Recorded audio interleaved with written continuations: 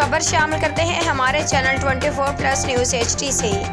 कसूर THQ अस्पताल में नए आने वाले MS से हलचल मचा दी, स्टाफ परेशान। कसूर से रिपोर्ट कर रहे हैं मोहम्मद हसनैन नवाज।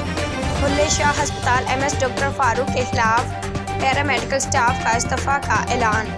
मज़ीद जानते हैं हमारे चैनल 24+ न्यूज़ HD के ब्यूरो चीफ पंजाब इस वक्त हमारे साथ लाइन पर मौजूद हैं। जी मोहम्मद हसनैन नवाज, बताइएगा क्या तफसीलात हैं। जी, कसूर में स्टाफ का कहना है कसूर में अरसा 10 साल से अपने अपने फ़राइज़ अच्छे तरीके से अदा कर रहे हैं, लेकिन जब से ये MS आया है इसने पहले दिन से ही करप्शन करने पर मजबूर करना शुरू कर दिया था। और करप्शन खुद भी करो और मुझे भी पैसे इकट्ठे करके दो।